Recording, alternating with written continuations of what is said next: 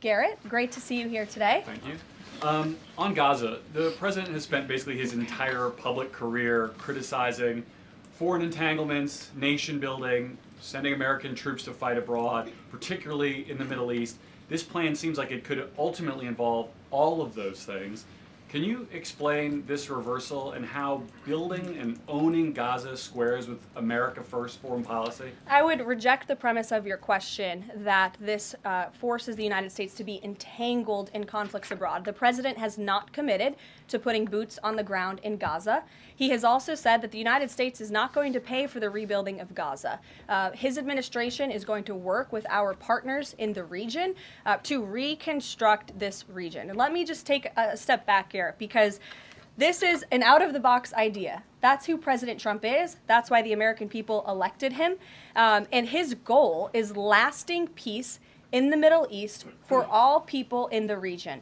And as I said in my opening remarks, we've had the same people pushing the same solutions to this problem for decades. And it's been made very clear to the president that the United States needs to be involved in this rebuilding effort to ensure stability in the region for all people. But that does not mean boots on the ground in Gaza. It does not mean American taxpayers will be funding this effort. It means Donald Trump, who is the best deal maker on the planet, is going to strike a deal with our partners in the region. He did not rule out American troops in Gaza last night. Are you doing that now? I am saying that the president has not committed to that just yet. He has not made that commitment, and you know that. And on the foreign partners, the Jordanians, the Egyptians, the Saudis have already panned this plan. What foreign partners, if any, have expressed any interest in being part of it? Well, the president has said he's been socialing this idea for quite some time. He's been thinking about this. He said in his remarks last night, this was not a decision or an announcement that he takes lightly. And the president has already spoken to the President al-Sisi. In fact, that was his first foreign leader call. He's meeting with the King of Jordan, King Abdullah, next week. He spoke with the King of Bahrain. He spoke with the Crown Prince of Saudi Arabia. And he has made it very clear, he's been very vocal, that he expects our partners in the region, particularly Egypt and Jordan, to accept Palestinian refugees temporarily so that we can rebuild their home. I'd like to show you some images of Gaza that were taken. Fox News aired this. I mean, that is, as they put it, an apocalyptic scene in Gaza. This is an uninhabitable place for human beings. Do you really think that families can live their dream in a region that looks like this, with no running water, no electricity? And the special envoy to the president, Steve Witkoff, recently traveled to Gaza, as you all know. And he came back with images that he showed the president of the dire situation here. And the president made this decision with a humanitarian heart for all people in the region. Sure. Caroline? Yes. The president and you here again today have made clear, given the devastation, you think Palestinians have no choice but to leave Gaza and go elsewhere. But Palestinians say this is their home. They don't want to go. The president last night said he's willing to use the military if necessary. Is the U.S. prepared to remove Palestinians from Gaza by force? The president is prepared to rebuild Gaza for Palestinians and all people in the region, peace-loving people who want real economic development and opportunity in the region. This is a region that has been controlled by Iranian-backed terrorists, Hamas, who have brutalized not just Israelis but Palestinians too. It is because of Hamas that you see those images on that screen, that Gaza has become a demolition site, because Hamas launched that brutal attack on Israel on October the 7th. And so again, I would stress, President Trump wants to ensure that this can be a place where all people can live in peace. He is a peacemaker in chief. He made that very clear in his first term. And as for how that will be accomplished, the president and his team are talking with our allies in the region to consider next steps. But should the American people be prepared to see U.S. military on the ground fighting a ground war against Hamas? Again, the president has not committed to U.S. troops in the region. But it is an option. I have said that the president has not committed to that yet. Sure. If I could just follow up on that, though, why not rule out the idea of committing U.S. troops? This has been a long-standing argument that the president has made really over the last decade or so, talking about endless wars and not something the U.S. wants. Why not rule out? Because I think the president is very good when he's making deals and negotiating not to rule out anything, because he wants to preserve that leverage in negotiations. And so I think that's what he's doing here. If I Mary. can follow up on that, though, he also said that everyone loves this plan. He said that in the Oval Office this morning. It's true. In fact, the Deputy Prime Minister of Jordan called it a declaration of war on the Arab people.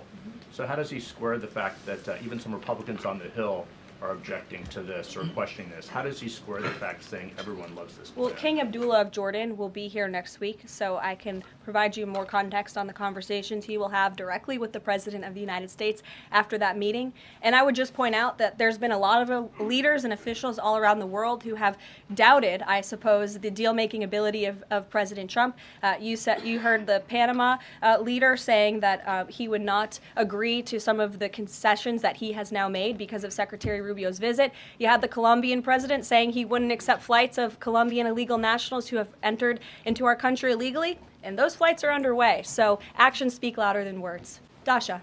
Karoline, you said the president has been working on this idea for a while behind the scenes now. Is there a written plan based on the president's proposal for Gaza? And if so, when was it drafted and who had a hand in that? The plan was written in the president's remarks last night as he revealed it to the world and to the American people, and his team are continuing to be engaged on this effort. I saw the National Security Advisor this morning. He has a very busy day of calls, and they will, again, continue to engage with our partners. That includes Steve Witkoff. Just go down the whole row. Go ahead. Tom Bateman with the BBC. Can you confirm that under the President's plans for Gaza, any and all Palestinians who want to stay in Gaza on their land will be allowed to do so? I can confirm that the president is committed to rebuilding Gaza and to temporarily relocating those who are there because, as I've showed you repeatedly, it is a demolition site. There is no running water. There is no electricity. The president wants these individuals to live in peace. He is committed to doing that with this very bold new plan, and we will continue to keep you apprised of updates as we receive them. Phil Wegman. Thank you. Is it worth risking the life of a single U.S. Marine to turn the Gaza Strip into the Riviera of the Middle East? Phil, I'm not sure why you're asking me that question because I've already said the president has not committed to sending Marines or any boots on the ground in Gaza. Deanna, go ahead. Thanks, Caroline. Does the president, is he looking at offering anything to these Arab countries that take in Palestinians? Is he willing to give them anything in return? And secondly, when the president announced his taking over Gaza policy yesterday, was Netanyahu aware of this, and what was his reaction when Trump presented that idea to him? I won't get ahead of the president's discussions or negotiations on your first question about what would be offered. I think the president's made it clear that he expects these nations in the region to step up and to accept Palestinian refugees who will be temporarily relocated for the rebuilding of Gaza. As for whether Prime Minister Netanyahu was aware before the president's remarks, he was indeed. I wasn't present for that reaction. But again, this is something the president has been socializing and thinking about for quite some time. Thanks very much. Two questions. One, the president yesterday used the word permanent for permanently resettle Palestinians. I hear you saying temporarily today. Is that a shift or a specific change that you want to highlight? And my second question is, yesterday he spoke about the U.S. owning Gaza. Who owns Gaza now, and how would the U.S. acquire ownership? Well, Gaza is currently run by Iranian-backed terrorists in the Middle East, Hamas, who we all agree, I think everybody in the region agrees, that can no longer stand. Just look at the events of October 7th and the events since. And the president, again, is committed to rebuilding the region for all people who want to return to it once it is no longer a demolition site and it's a place where people can actually live and thrive in harmony, as he said last night, his words, not mine. And Daniel. permanent versus temporarily resettle? Can you just The clarify president that? has made it clear that they need to be temporarily relocated out of Gaza for the rebuilding of this effort. Again, it's a demolition site right now. It's not a livable place for any human being. And I think it's actually quite evil to suggest that people should live in such dire conditions.